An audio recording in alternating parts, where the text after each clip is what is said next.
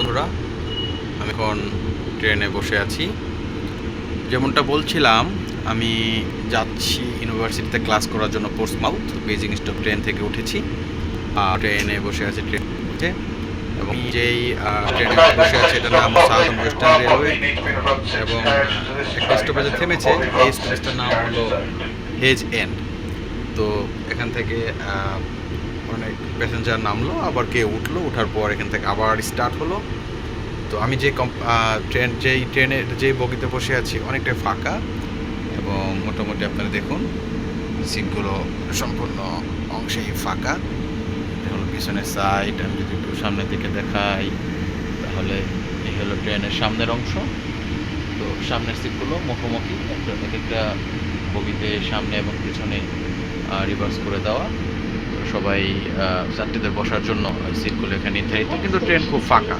তো আমার কাছে যে জিনিসটা মনে হয়েছে, আমি যখন চলাফেরা করি ট্রেনের সিটের তুলনায় যাত্রী সংখ্যা খুব কম এবং খুবই কমফোর্টেবল ওয়েতে চলাফেরা করা যায়। আসলে ট্রেনের সার্ভিস চমৎকার, যেটা আগেই বলেছিলাম, কিন্তু ভিতরের যে এনভায়রনমেন্ট সেটাও ফ্যান। এবং আমি আপনাদেরকে এখন একটু দেখাবো সাইড ভিউ, জানালা দিয়ে আসলে বাহিরের যে দৃশ্যাবলী অনেকটা মনোমুগ্ধকর। আজকে কিন্তু এখনও সূর্য ওঠেনি, যার কারণে বাইরের সাইড কিন্তু অনেকটা কি বলবো গম্ভীর হয়ে আছে। আর ট্রেন এগিয়ে যাচ্ছে, সুন্দর মনোরম দৃশ্য। আপনারা দেখুন বাহিরের দৃশ্যাবলী, বাইরে থেকে দেখা যাচ্ছে। বাইরের দিকে উইন্ডো দিয়ে আমি আপনাদেরকে বাইরের দৃশ্যাবলী দেখানোর চেষ্টা করছি। চমকপ্রদ দৃশ্য, বাইরের যে দৃশ্যাবলী, সুন্দর সবুজের সমারোহ, বিস্তীর্ণ মাঠ প্রান্তর, এবং যেটা অ্যানাউন্স করা হলো নেক্সট যে স্টপেজ সেটা হলো পোর্টলে। অ্যানাউন্স করা হচ্ছে পোর্টলে, ওখানটায় স্টপেজ হবে এবং হয়তো কিছু প্যাসেঞ্জার সেখানটায় নামবে, আবার কেউ বা সেখান থেকে উঠবে। পোর্টলে ট্রেন আস্তে আস্তে তার গতি রোধ করছে এবং এভাবে ট্রেন এগিয়ে যাচ্ছে সামনের দিকে। আরেকটা বিষয় আমি আপনাদেরকে জানিয়ে রাখতে চাচ্ছি যে আমি যেহেতু বেজিং স্টপ থেকে উঠেছি, ট্রেনের সর্বশেষ ডেস্টিনেশন হলো পোর্টসমাউথ হারবার, কিন্তু আমি পোর্টসমাউথ হারবার নামবো না, ঠিক পোর্টসমাউথ হারবারের যে আগের স্টপেজ পোর্টসমাউথ সাউথ সি, আমি ওখানটায় নামবো। কারণ পোর্টসমাউথ সাউথ সি স্টপেজ থেকে আমার ইউনিভার্সিটির ডিস্টেন্স খুবই কম। On the other hand Portsmouth harbour থেকে ইউনিভার্সিটির কিছু কিছু ডিপার্টমেন্ট কাছে, কিন্তু আমার নেক্সটের আমি যে ক্লাসটাতে বা যেই বিল্ডিংয়ে যাব সেটা পোর্টসমাউথ হারবারের কাছাকাছি। অ্যাকচুয়ালি পোর্টসমাউথ হারবার এবং পোর্টসমাউথ সাউথ সি দুইটা স্টপেজই ইউনিভার্সিটির দুই সাইডে অবস্থিত। তো সাধারণত আমি কখনো পোর্টসমাউথ হারবারেও নামি, কখনো পোর্টসমাউথ সাউথ সিতেও নামি।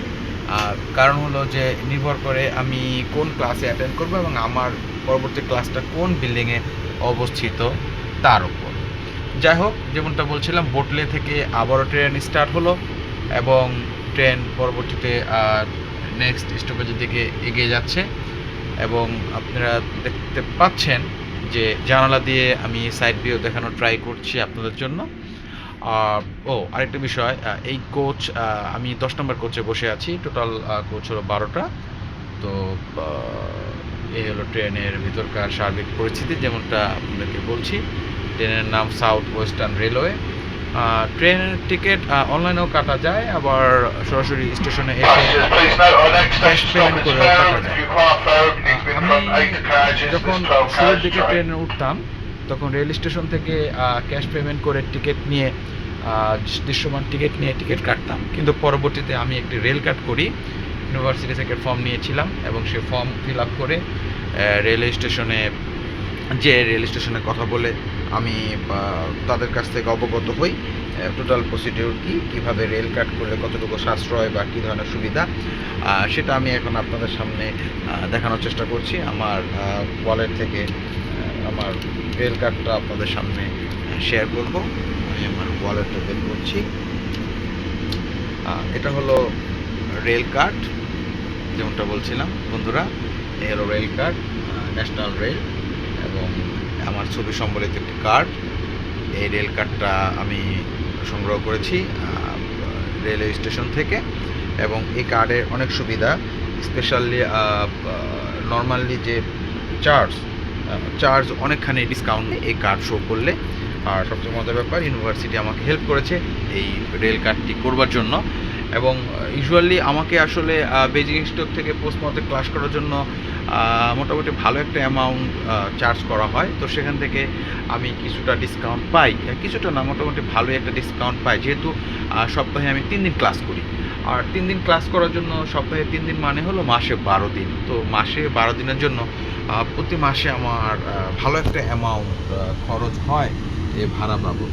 তো এই ক্যালকুলেশন থেকে মূলত আমি রেল কার্ড করবার প্রয়োজনীয়তা অনুভব করি।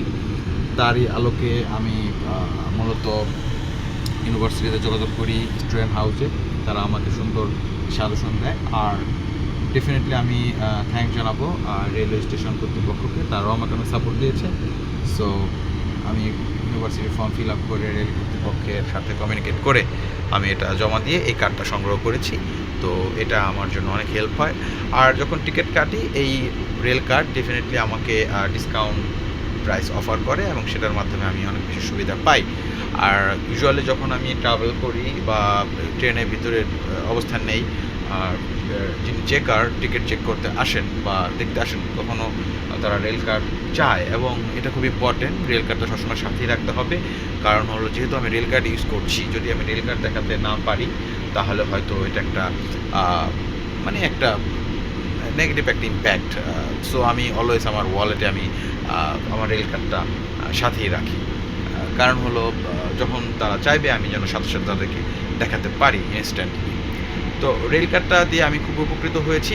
সুতরাং যারা ইংল্যান্ডে আসার কথা ভাবছেন বা ইংল্যান্ডে আসবেন, তাদের জন্য আমার একটি টিপস হলো, ডেফিনেটলি আপনারা আসার সাথে সাথে একটি রেল কার্ড করে ফেলবেন। আর যদি ইউনিভার্সিটিতে স্টুডেন্ট পেশায় আসেন, ডেফিনেটলি ইউনিভার্সিটির থেকে একটি ফর্ম নেবেন। ফর্ম নিয়ে আপনার রেল স্টেশনে যাবেন। রেল স্টেশনে যে ওখানে হেল্প ডেস্ক, হেল্প সাপোর্ট, তারা সর্বাত্মকভাবে আপনাকে সাপোর্ট দিবেন। আপনি জাস্ট তাদেরকে কোয়েরি দিবেন যে আমি তো রেল কার্ড করতে চাচ্ছি, তো এখন আমি কিভাবে রেল কার্ড করব। সেক্ষেত্রে তারা আপনাকে হেল্প করবে। ও আরেকটা বিষয় আপনাদের জানিয়ে রাখি, আমি যখন রেল কার্ড করি আমাকে এক্সট্রা 35 পাউন্ড তাদেরকে পে করতে হয়েছিল। এটা হলো রেল কার্ড করার চার্জ। রেল কার্ড এই 35 পাউন্ডই জাস্ট আপনার খরচ, এবং এটার বদৌলতে পরবর্তীতে আপনি যতবার ট্রাভেল করবেন সেখানে একটা ডিসকাউন্ট পাবেন।